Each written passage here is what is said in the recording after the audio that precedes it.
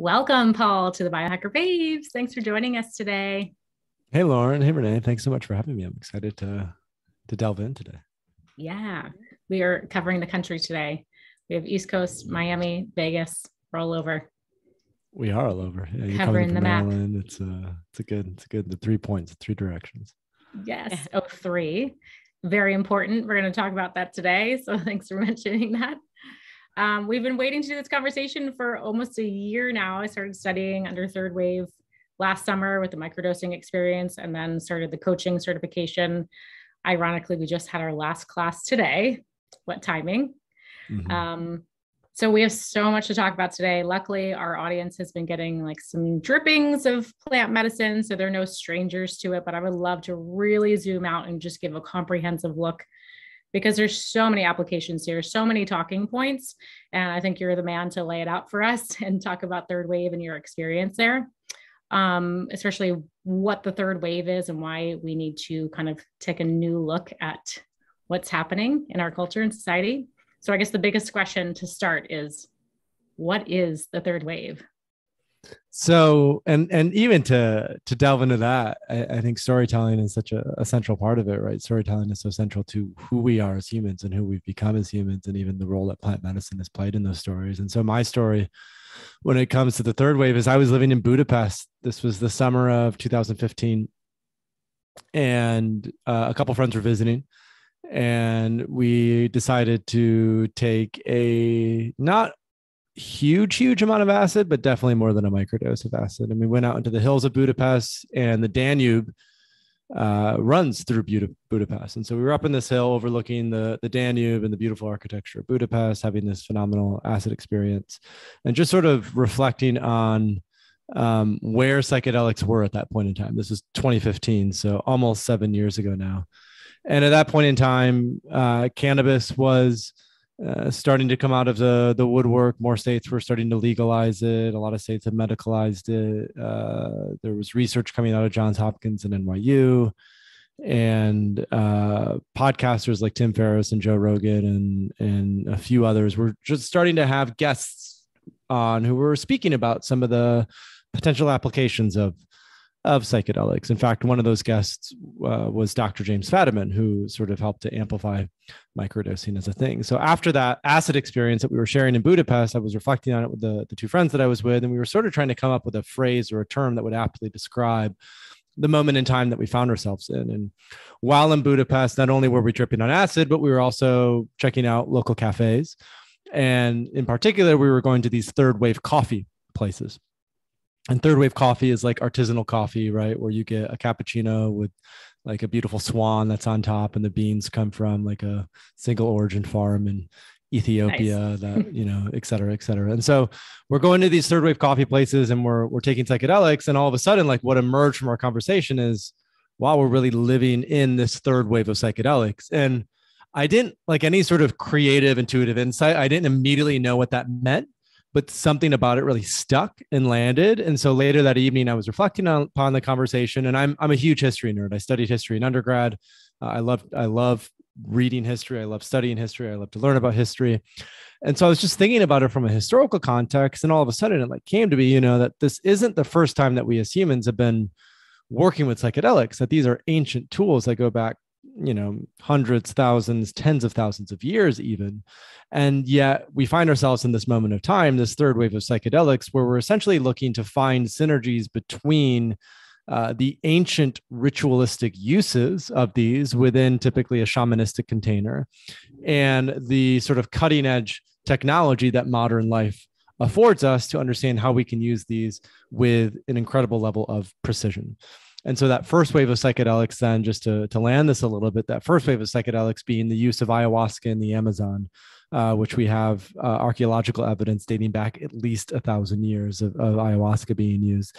It's also the Eleusinian mysteries in ancient Greece, which both Plato and Aristotle participated in, where they drank a beverage called koukian, which is made from ergot, a fungus that grows in rye bread, the same thing that LSD is made from. And then there was also this thing called soma, which was written about in the Upanishads and the Bhagavad Gita in ancient India, which was, they think, a psilocybin-like potion that was drank to see divinity, to experience divinity. So the use of psychedelics spans thousands of years across cultures, across civilizations, and they were always used as these tools to connect with the divine. And then the second wave of psychedelics, the first wave of psychedelics, particularly within a Western context, lasted until about the time of the Roman Empire, when Christianity became the official religion of the Roman Empire in 307 AD. The emperor at the time, basically Constantine, said, no more psychedelics, no more underground ceremonies. All of these are prohibited. All of these plant medicines you can't use anymore. And that was sort of the end of at least from a Western context perspective, our use of these visionary plants. That was also when the mysteries were sort of cut down and eliminated. And so it didn't really come back onto the scene until the second wave of psychedelics, which was in the 1950s and 60s, that what we know today as the counterculture. And although most people are familiar with Timothy Leary and Richard Alpert and, the Summer of Love and the widespread use of high doses of acid culturally, what most people don't know is that there were also over 1,000 clinical papers published on the efficacy of LSD to treat anything from alcoholism to end-of-life anxiety to autism to depression to addiction, right? A vast range of clinical papers were published. But because it got so out of hand culturally, there was a major backlash from the Nixon administration and everything was shut down until the early 2000s, when Johns Hopkins and NYU started to publish research on it. Like I mentioned, these famous podcasters started to publish talks about it. And then particularly in 2018, when Michael Pollan's book, How to Change Your Mind, was published, that's when sort of the whole top came off. And now we're sitting in a moment in time where people are really, really interested and curious about the utility of these substances. And yet I think there's also a high level of sensitivity that we don't repeat the same mistakes of the 50s and 60s. And so that was really where third wave came from. It's how do we, utilizing modern technology, how do we create the necessary structure, container, context, so that way people can become informed and educated about psychedelics and then use them in the way that's beneficial, and that's not necessarily to disassociate or sort of drop out from reality.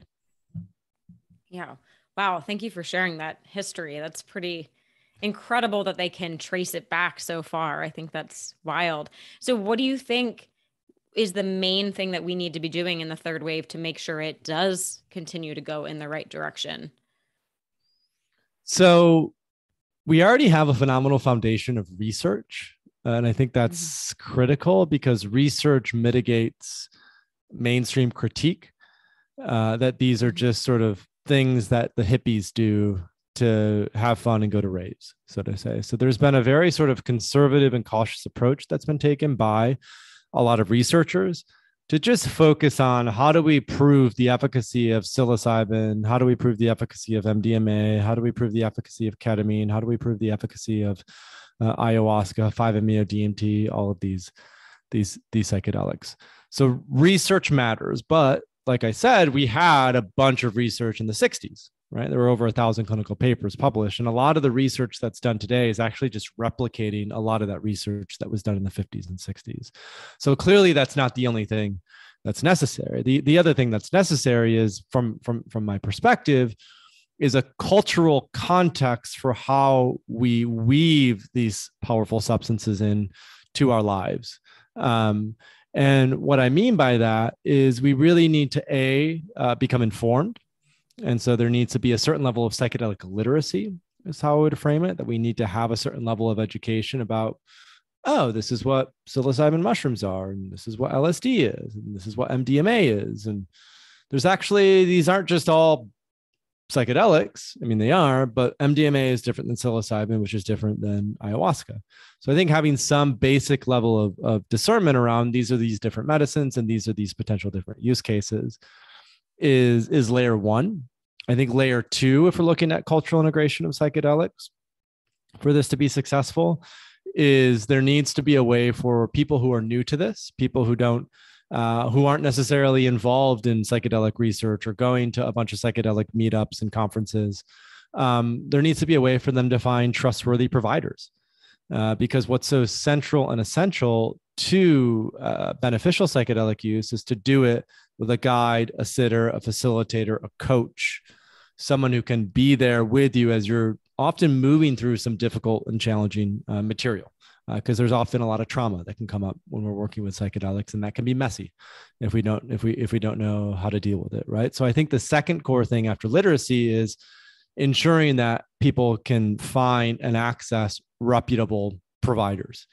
The reason I emphasize reputable is because there are, in the sort of wild west of the psychedelic space right now, there are a lot of providers out there, and right now it's difficult, especially for those who aren't so familiar with the space, to have a discerning sort of have an ability to discern who can I trust and who's maybe not so trustworthy. And that's why, through Third Wave, we've built out this directory of vetted and trustworthy providers, because we realize that it's irresponsible just to put anyone and everyone up in a directory, because not anyone and everyone is ready and prepared to hold that space.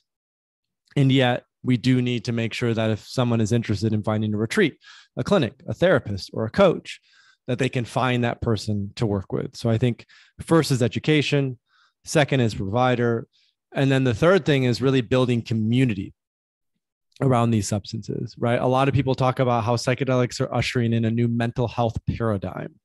And what that means is the old paradigm of mental health, the old paradigm of healthcare in general, is very atomized. It's very individualistic. It's very much, let's give you a pill. This is going to fix your issues.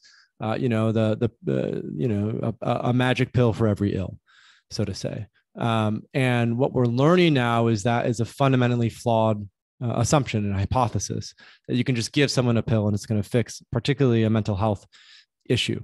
And what we're finding more and more is that what's central to the healing that psychedelics provide is the community and the bonds that often form from these experiences. And so I think community needs to be emphasized first. Ceremony with a community needs to be emphasized first. And that these are tools to connect, sure, to God and transcend and divinity, but these are also tools to connect with one another. And I think so many people are feeling the angst, the existential angst of that disconnection. And the more that we can frame psychedelics as these agents of connection to really help revitalize community, I think the more resilience that this movement will have in the both short term, but also in the long term. Yeah. Two things just came up for me in this biohacking space for Renee and I.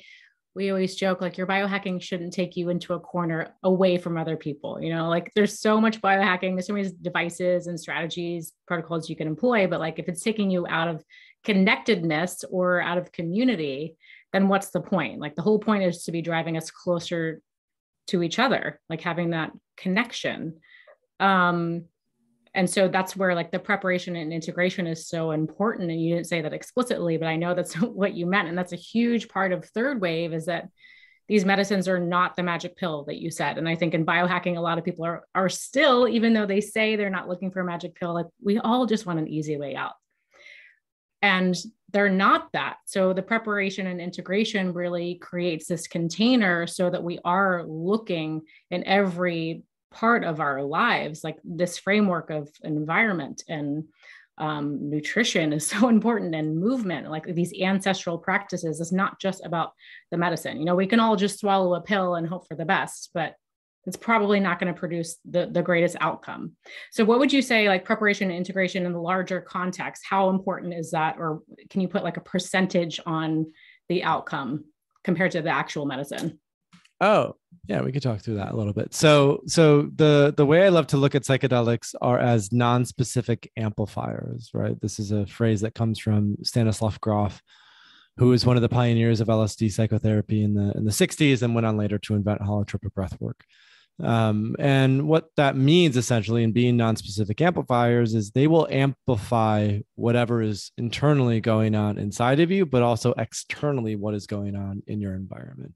And so that's why a lot of people who, maybe when they were 19 or 20, they went to a rave, they did a bunch of mushrooms, they had a really bad trip, and they're basically like, I never want to do that again because it was so harrowing, right? It was so horrifying and probably traumatic. in that way. And that's because there was no attention paid to the preparation, the set and setting, and even the integration. It was just seen as this sort of plaything. And what most people learn if they do enough psychedelics is that although these can inspire play and joy and beauty, that they do require a certain level of respect and reverence if you want your experiences to be productive in that way. And so this is what preparation does, right? Preparation prepares the body, it prepares the mind, it prepares the spirit, the soul to step into an experience of initiation, oftentimes an experience of transformation, right? And preparing oneself for that. I mean, it could be meditating, it could be, eliminating social media for a week. It could, in an ayahuasca dieta, it's often no alcohol, no caffeine, no sex, and no red meat, right? Just all these things that we normally look to for pleasure, that gets cut out and we're forced to look inward. So that's often the focus of the preparation, is to get you to go inwards, to get you to start to drop back into yourself and to drop out of all the noise that's going on externally. And then, of course, we have the experience itself.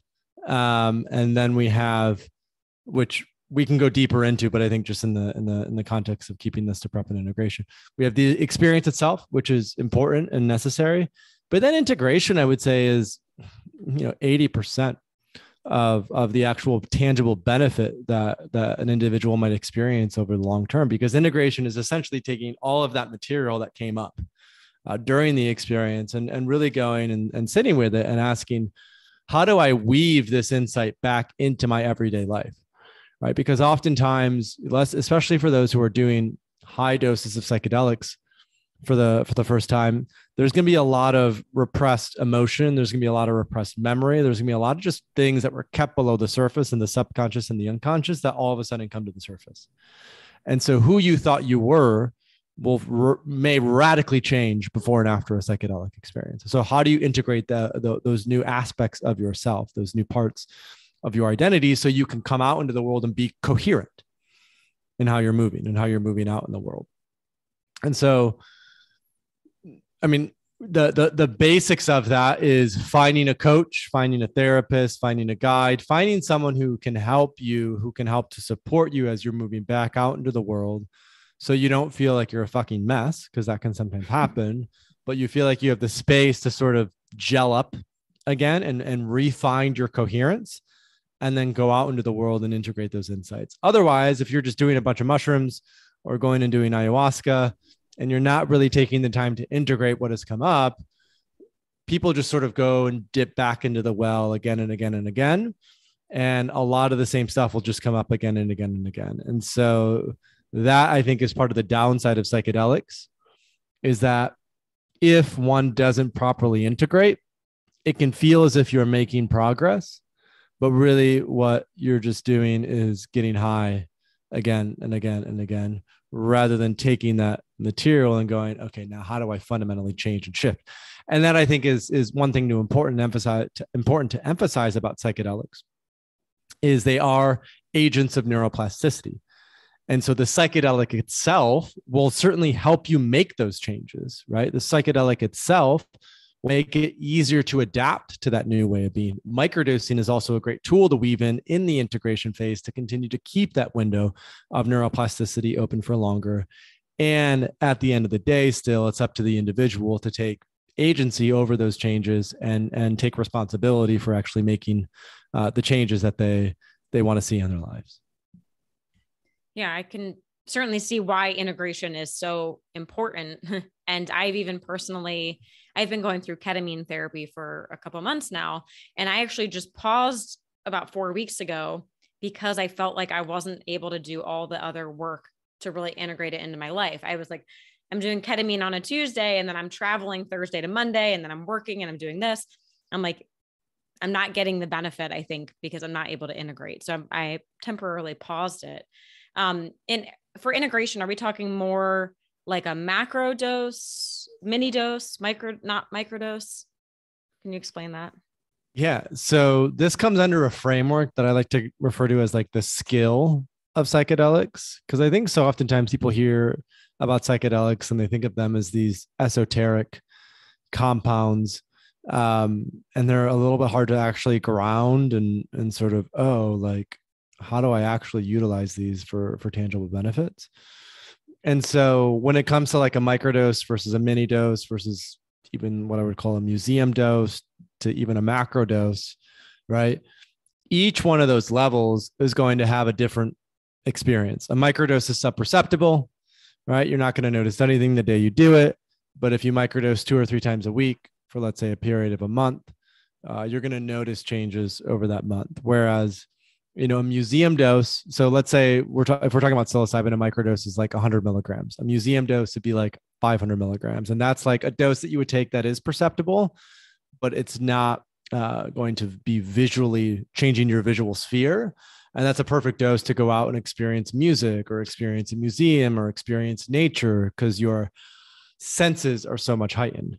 That's going to take a little bit more integration after that experience, maybe just some journaling and some reflection, but it's not going to be a ton of material that comes up because you're only slightly opening the crack, right? When we're talking about a microdose, which is more what I was referring to with the integration protocol, that's when sort of the bottom drops out.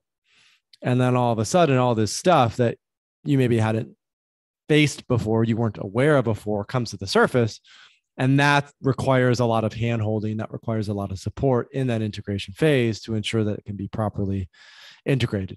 And those can be, these aren't either or, right? Part of what I mentioned before is we can do a macrodose and then use microdosing to help that integration phase, right? Or people who are new to psychedelics, they may even decide to start with maybe more of a museum dose. So it's not as shattering to their identity, and they could sort of take that in and slowly, go up. The phrase that I always use is start low and go slow, right? You can always take more.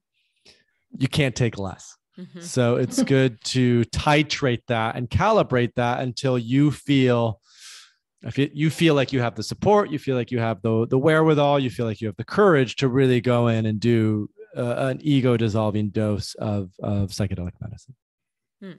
Cool. Okay. Can you speak broadly about the applications of this spectrum, like microdosing to macrodosing? You just mentioned, of course, we can do a little bit of both. We want to ease the transition and the experience of comprehensive experience. But can you talk about like what kind of personality or something that like a goal someone's trying to achieve that they would go more towards microdosing versus macrodosing? Can you cover that spectrum? I know that's a rabbit hole, but.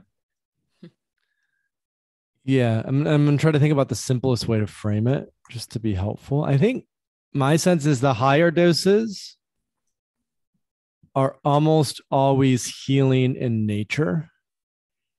And what I mean by that is they are inherently healing, not healing in like a natural environment, but they are inherently healing because on a very high dose of a psychedelic, the typical experience is what one would call a mystical experience, right? And that's when you have this direct connection to divinity, to God, to source, to the unknown. And because basically all of us who have never done psychedelics before, we've never had that experience because we don't have initiations in modern culture, right? We don't have a sort of container that's set aside for those experiences. And so when we experience the profundity and just everything that is through that, it is almost always healing because what our soul craves is that unconditional love.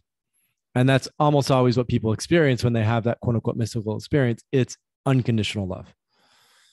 And so my sense is the macrodose is more for like the healing, the transcendence, right? The total shift of identity, the dying of a certain identity and the rebirth of a new identity. And usually, those are good experiences to have at the most once every 3 months. I would say once every 6 months is probably even better. Whereas the lower doses, the microdosing, the mini dosing, even the museum dosing, I see as better for improving performance, even though that's not the best word for it, but really improving our ability to navigate life and be more skillful and masterful at how we navigate life and existence. So a lot of people who are interested in microdosing are interested in accessing flow states, more on demand. A lot of people who are interested in microdosing are interested in the extroversion that comes from microdosing, being more articulate, being more sociable, being more extroverted, right? A lot of people who are interested in microdosing are interested in using microdosing as part of a meditation practice. So they can deepen their meditation, so they can go into deeper states with that synergistic combination of a microdose and meditation. So I would see microdosing more in the range of performance, creativity, leadership, right? I'm taking this, I have a core intention, and I want to see that outcome. And I would see macrodosing more as a total surrender, transcendence, healing, as a way that allows us to open up to the full immensity of everything that is. And then sort of the integration is, how do we integrate all those new ways of being, potentially with the help of something like microdosing, but also meditation, yoga, breath work, hot cold thermogenesis, neurofeedback. I mean, I could go on and on and on, but there are a lot of modalities that we can then use that help to regulate our nervous system after that high dose experience. That way we can continue to feel open and present and not be sort of stuck in all the chatter of our head. Yeah. Or like you said, feeling like a fucking mess. Right. Yeah, exactly. Which is possible. Yeah. Or you come out and you feel like you have all the answers. And a really important thing that I learned from you is you don't want to make any big life decisions for a couple of months after an experience like that, because it can be so revealing that you feel like, oh, I'm just going to blow up my life and do something different. But that integration piece is going to ground you and come back to those core intentions. Can you explain that a little bit more? I mean, typically this is what I've heard, and this is what I then will continue to teach and do myself, is no major life decisions for at least 1 month after a high dose psychedelic experience. I can't tell you the number of times that someone goes and does ayahuasca in the journal or in the jungle, and they quit their job, they divorce their spouse, they move to a new city. And it's like everything that their identity used to be, it's like a cord gets cut and they just want to totally restart from nothing. And I think in the sort of mania of a post high dose psychedelic experience, that can be enticing because you feel empowered and you feel like you can take on the world and do anything. But when the actual dust starts to settle, people often regret making those very sort of significant decisions in such a quick way. Mm-hmm. What I've often found is change is best when it's approached with a long-term mindset. And so although there may be all these insights that come through with higher doses of psychedelics, so much of integration is, how do I just take a little bit of that and just chew it off one day at a time, right? Like how I always talk about this 4% rule, right? We're not trying to do a 180 on our life. We're just every day trying to get a little bit better. The 4% rule, just challenge ourselves a little bit, stretch a little bit, push a little bit. But if we push and stretch too much, like a rubber band, that rubber band comes back and it can sometimes bite us in the ass. Yeah, it'd be like too much hormesis, too much stress. Too much hormesis, right? It just ruins the structure that we've built for our lives.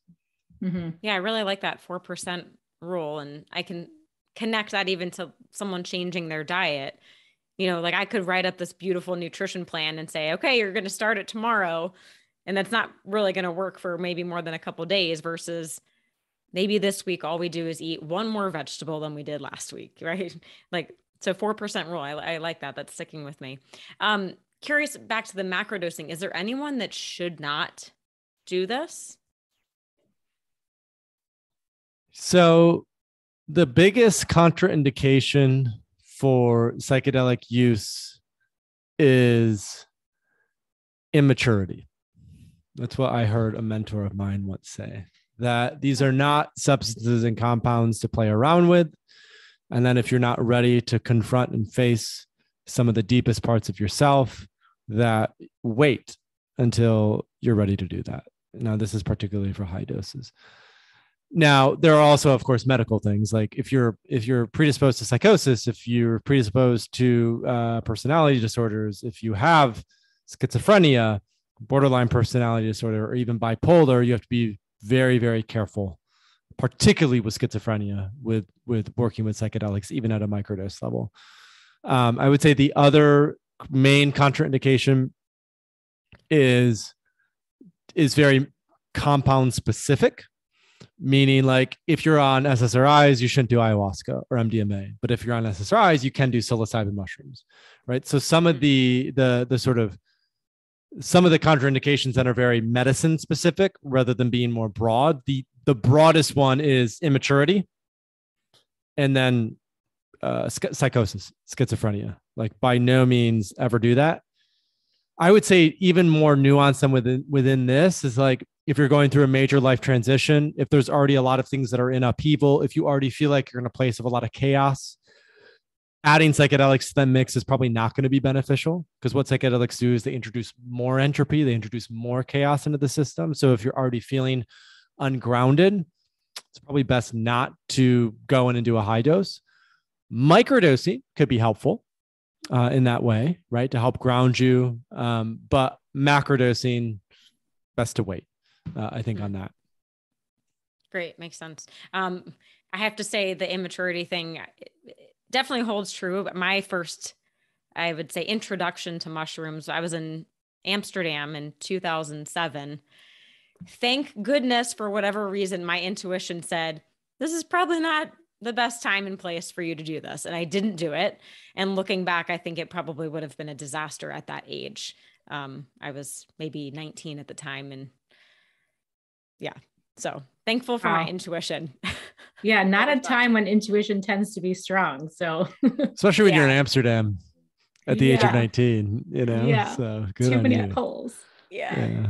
But so that's helpful. And maybe so the microdosing, actually, I'm going to change up my question. When do you think that this is going to be more widely available, legal in the US? Yeah. So what's the current legal framework?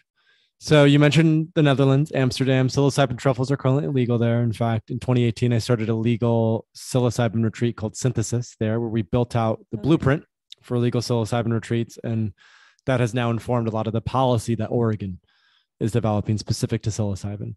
And so that's probably the next point is Oregon is legalized psilocybin. It will be available next year, 2023. So you'll be able to go to Oregon and you'll be able to get access to psilocybin at clinics and at retreat centers in 2023. Will you need like some kind of medical diagnosis or anything, or you can just buy it the way you buy marijuana in Vegas? It's a little different. That is the model they have in the Netherlands. You can just go into a smart shop and buy the truffles, no problem. What they're doing in Oregon as part of the model is you have to buy it from a licensed provider, and that licensed provider can be medical or non-medical. So, and you don't need a medical condition to get it. You just need to buy it from someone, and then you have to work with that person to use it. So let's say you're interested in using it, you know, through our directory, you find a therapist in Oregon who you think is a good match. You reach out to that therapist. You ask, hey, I'm living in New York, but I'm really interested in doing psilocybin legally. Can we set a date and a time where I can come out and do a private guided ceremony with you? And that will be totally legal. Right. Oh. So that model that Oregon is developing is now, there's a lot of states that are attempting to replicate it, including California, including Washington, including New York. I believe also maybe Massachusetts. And then there are a number of other states, Florida, Texas, Connecticut, that have introduced medical specific bills. So people who do have a medical condition can get access to it as well. So that's sort of the landscape of the United States. For the states, there have also been a number of cities that have decriminalized it. Detroit, Seattle, Oakland, Ann Arbor, Cambridge, Massachusetts, Santa Cruz. There may be a handful of others. And what decriminalization just means is that it's the lowest priority for law enforcement.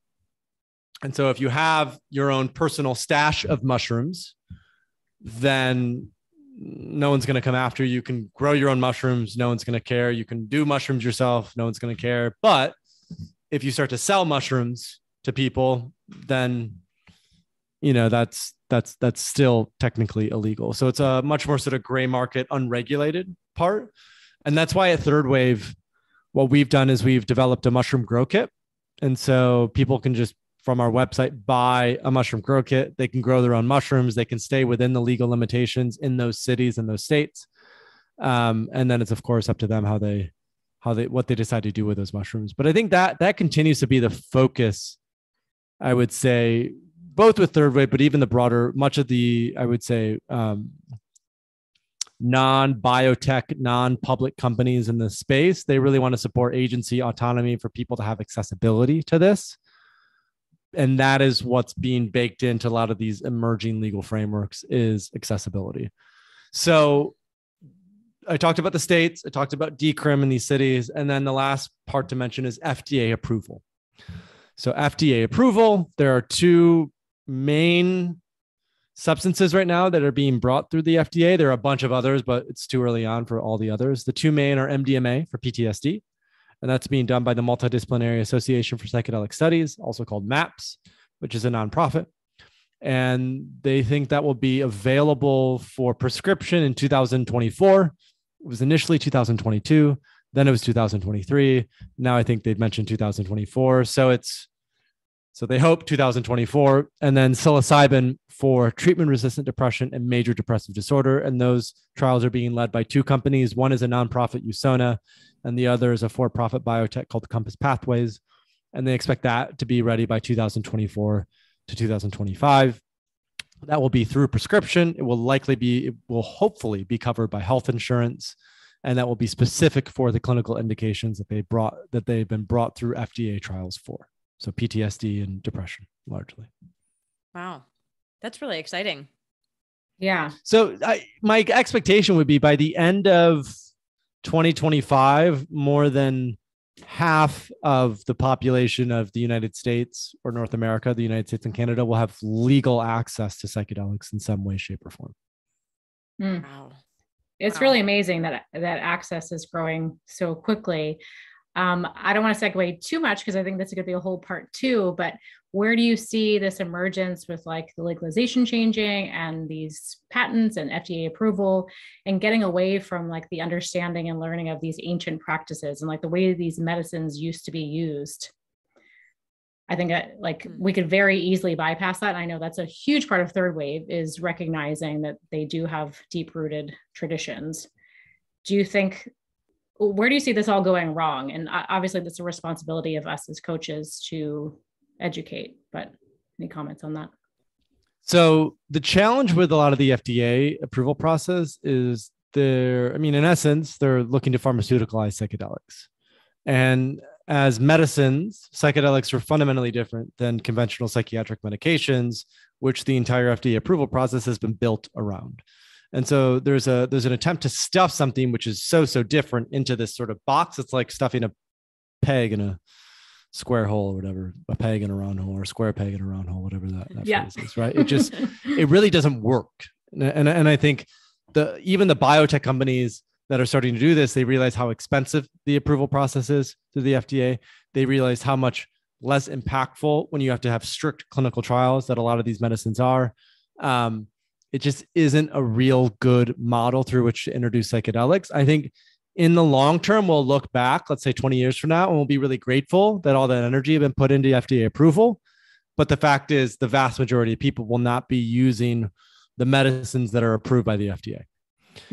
What I see is happening, and we're already noticing this, is really the future is decentralization. So I often think about attractor points. One example of this is when Steve Jobs and Bill Gates were building Apple and Microsoft. The reason they were such visionary entrepreneurs is because they saw the attractor point of the digitization of society. They knew at some point, inevitably, society would become digitized, and that if they built products to support that they would become very successful companies. And so a lot of the North Star that I point third wave towards is the future is decentralized. Meaning there's a lot less hierarchy, there's a lot less bureaucracy, there's a lot less centralization. And the FDA is like centralized healthcare, it's centralized medicine. It's a huge federal government apparatus that these all have to go through. And what we're seeing as a counterpoint to that, with the future being decentralized, is we're seeing the relocalization of a lot of governance around psychedelics. So all these cities like Denver, Oakland, and Seattle decriminalizing plant medicines, all of these states starting to legalize psychedelics. And so my bet is that the cities and states that are looking to decriminalize and regulate these plant medicines, those will be where the vast majority of people end up using these compounds for benefits. It will actually be the minority of people who use the FDA approval process, just because it will be cumbersome. It will be way more expensive. It will be way more difficult.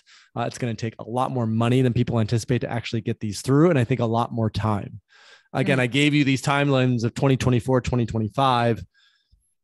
That's assuming we don't have a Republican run government. That's assuming that all of these other things happen. And there's just a lot of things that could go wrong, which of course is the nature of centralized apparatuses, is they're much more fragile. Whereas these decentralized ways of being are much more adaptable. And so I think it will be much easier to weave psychedelics in through the decentralized models. Wow. So obviously, as the accessibility increases, however many years that takes, which is an exciting time, we need more coaches and more people that can support us through this. And I think, so it's great that you've created this coaching program. I'm curious, what was your personal motivation to do that? Did you just see that there's going to be a huge need coming soon? So, and Lauren is just finishing, I think you mentioned this earlier in the show, but she's just finishing up our second cohort. So we've done 2 cohorts now. We launched it about a year ago. And my observation of the space at large is that all of the training programs coming out were medical, clinical, and therapeutic. So a lot of the training programs were, how do we fix what's broken? Not how do we help people to really elevate to their full selves? And both are important. I'm not saying that psychedelics as therapeutic tools are not important. I'm just saying that there's a significant, and there continues to be a significant imbalance in terms of how we're viewing the role of coaches and facilitators and guides and space holders in the space, and even how we're training them, because they are largely focused, if not explicitly focused, on therapeutic outcomes. And yet the vast majority of people who use these substances will not necessarily do so for therapeutic outcomes. My sense is the vast majority of people who use these substances in the next 3 to 5 to 7 years will be for the betterment of well people, which fits in well to even the topic of the podcast in terms of biohacking, where there are a lot more people who are going to be interested in using microdosing and mini dosing and museum dosing, and also macrodosing to elevate rather than fix. And the reason I think that's so essential is because you can't fix what's broken. You can only create a new system that replaces the outdated and obsolete system. So when I look at a lot of the therapeutic applications of psychedelics, it's a lot of people trying to fix healthcare. It's a lot of people trying to fix the mental health epidemic. You'll even see this language all over the place when it comes to psychedelics. There's a lot of people who are trying to fix this broken thing. And my whole perspective is that thing is broken. We don't need to fix it.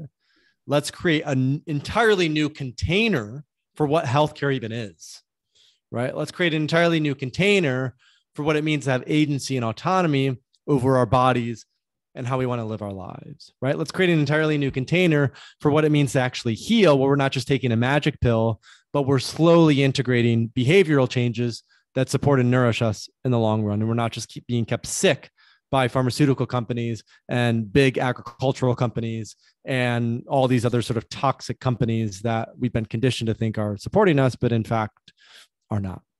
And so when it comes to our coaching program, I looked at all of that and I said, clearly the biggest gap then is how do we train not necessarily therapists and clinicians and psychologists and medical doctors, but instead, how do we train executive coaches, health and wellness coaches, life coaches, peak performance coaches, and even some clinicians who are very forward-thinking, clinicians and medical doctors who want to be at the forefront of this pioneering industry.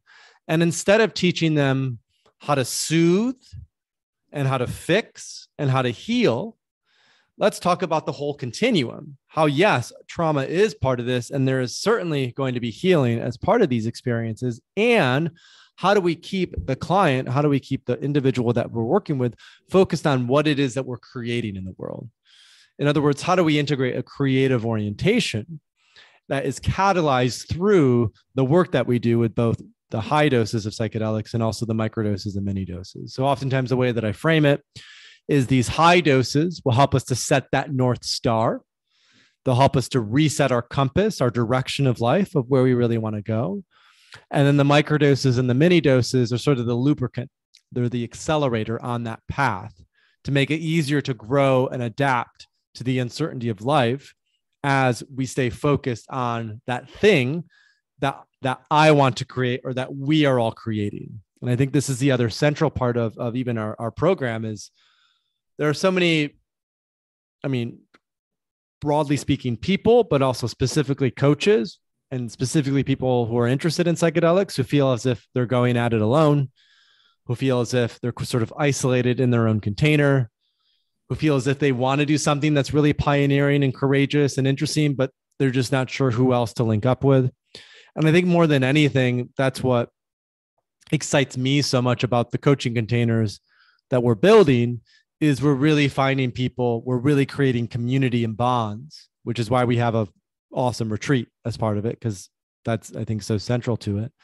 We're really creating community and bonds so we can ask, what are we co-creating together and how can we co-create this vision of this third wave of psychedelics, right? This cultural integration of these powerful medicines to help us to create new systems that evolve and grow beyond a lot of our sort of broken systems at this point in time.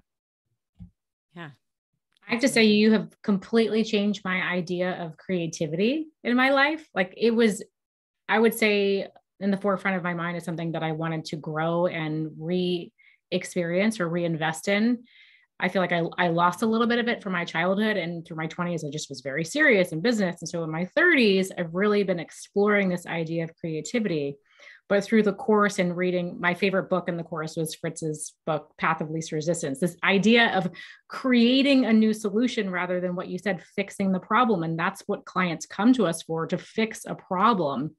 And for me, I got into biohacking because I wanted to get out of my own way, reconnect to my intuition, because there are creative solutions. And I think the co-creation is so, so empowering. And I just want to thank you. I think that retreat was so powerful in that way, to realize that we are interconnected. We can't do it alone. And if we can embrace the power of the group, we just are so much more powerful. So it's like the getting out of the way, out of your own way, the intuition, and then co-creating with community is so essential. And then it almost doesn't matter if you have medicine or a supplement or biohacking toys, like those are the foundations. And I've just learned so much from the program from that I did not expect. When I got into it, I was like, I'm going to heal mental wellness, but it's just so much bigger than that. So thank you. Yeah, because these are so much. Thank you, Lauren. I appreciate your. I didn't pay her to do that. I just want to make sure that it's fully clear. That's a great testimonial. Great. No, Unplanned. I just totally unplanned and totally heartfelt, and I'm really grateful that you shared that. And I think, it just speaks to like the traditional approach is to fix. The traditional approach is to react to external circumstances. The traditional way of being is to think that we don't have power, we don't have agency, we don't have that capacity to do something incredible. But when we're in a container with other people and we can all believe that and we can all work towards it and we can see how it's already happening and emerging, it's just it speaks to, I think, what we want and desire on a human level, which is to be involved in creating really fun stuff that is meaningful for us as individuals and that is helpful for community, for our friends, for our parents, for the world at large. And it seems as if we've sort of landed on a sweet spot when it comes to that. Mm-hmm. Yeah, that's great what you're building. So how many coaches do you have now? So great question. So the first cohort was 22 coaches. The second cohort was around 31 coaches. So we've trained about 50 coaches. And that's always the way I like to do it, is slowly kind of build up. And then for this third cohort, which starts the first week of July, it will be 50 coaches. And that is about the ceiling. We'll not go beyond 50 coaches. And we'll have 2 retreats. So 25 at one retreat, 25 at a second retreat. And the program is about 6 months in total. So we have 3 months of theory where we really delve into this skill of psychedelics to help people master it themselves and really learn it. We then have the retreat. And then we have a 3-month practicum where we're actually going out and applying this and then getting feedback and accountability from our faculty throughout the entire process. And I think that's the other thing is like a lot of people, when they think of psychedelics and mental health, right, they don't recognize that there's a lot of people who came from a clinical background or who have clinical credentials, like even Amy, who is our coach in today's program, is a doctor of acupuncture and Chinese medicine. She was a healer for 10 years and then realized she could have way more impact by moving into becoming an executive coach, right? And so we have a lot of the faculty in the program who have rigorous clinical credentials and background, and they're now moving into performance and leadership and awareness. And again, I think that speaks to like, this isn't either or, this isn't either performance or healing. We have to do both. It's always a both and it just depends on like where we're at as our journey and where our clients are at in their journey in terms of where and how we're guiding them. And that nuance, that personalization is so important because it isn't a one size fits all, you know, and this is what we continue to talk about in today's conversation, right? The industrial system that most of us have grown up and lived in says, take this amount of Prozac, boom, you're good. But what we know through biohacking is everyone is unique. And that I think is why it's so important to have a coach when you're working with psychedelics, because what's going to be best for you as a client is going to be different than the other client and the other client and the other client. So coaching is always about context and there is no prescription. There is no one size fits all. And I think that more than anything is the nuance that gets fleshed out in our program. It's how can you as a coach really land on what is your framework? What is your program? And based on the context in which you are, how can you make the decision that's going to be best for the person that you're working with? Yeah, I think that's so important because I even have clients that are like, I want to get into microdosing. How much do I do? You know, what do I Google? Can I Google just like a standard recommendation? So I appreciate that you say it's got to be personal. It's got to be personal. Yeah, people want like an ABC Monday to Friday schedule. Always looking for the easy way. Right? Yeah. Not a lot here. Well, thank you for creating that container and for creating this school. Some amazing people that I've met in the program, and I'm really excited for you to keep growing it. So can you just do a quick recap about the next cohort? If anyone's interested, what do they need to know? So the next cohort starts July 7th is their orientation. July 13th is their first class. It's a 6-month program. If people are interested in it, just reach out to us. You can reach me on, Instagram at PaulAustin3W, or just reach out to our support. You can probably drop a link in the show notes, but it's the thirdwave.co/coaching-certification. So just Google Third Wave Coaching Certification and all those details will come up. I think, again, what I love most is the retreat. 3 months of virtual training before the retreat. It's a 6-day retreat in Costa Rica, and then 3 months of virtual training after. And that's the program. Awesome. Great.